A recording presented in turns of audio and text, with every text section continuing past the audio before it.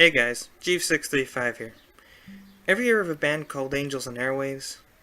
If you haven't, you probably haven't seen one of my reviews, in which case, feel free to go watch that review and maybe do that like and subscribe thing everyone's talking about. Okay, I'll stop.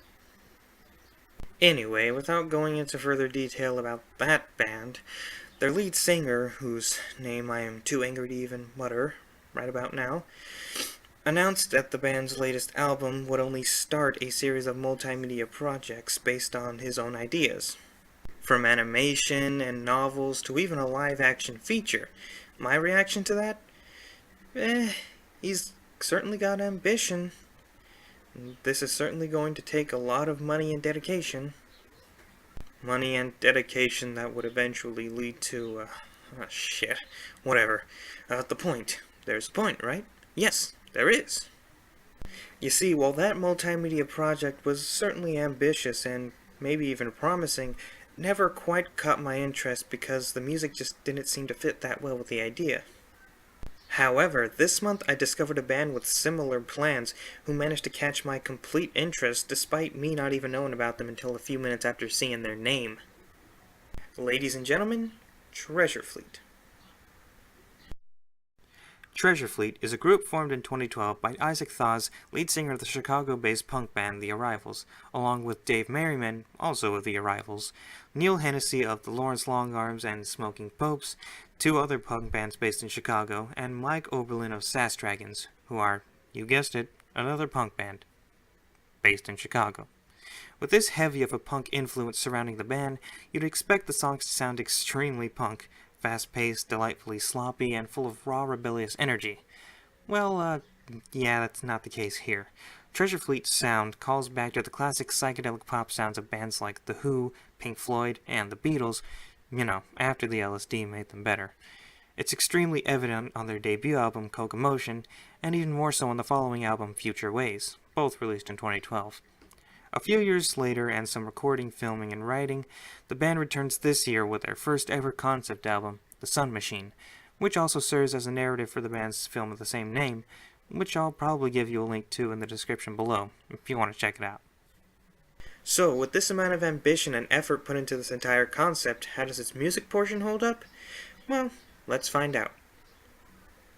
So first off, I'll mention that the band's psychedelic 70s rock style is still very present in this album, right from the beginning of its opening track, The View from Mount Olympus, just exploding with energy in just a couple of seconds.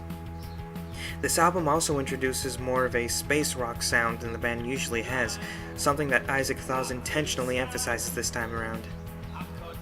But for the most part, that classic 70s rock style still stays there, and it continues with the track Max Consumption, which is actually one of my personal favorites from the album. It's just fun and fast-paced, and I really liked it. The album does have its slow and soft moments as well, and those are just done beautifully. The Wolf is a very slow, atmospheric track that kind of makes you picture the decay of a society or a species, or at least that's what I got out of the track.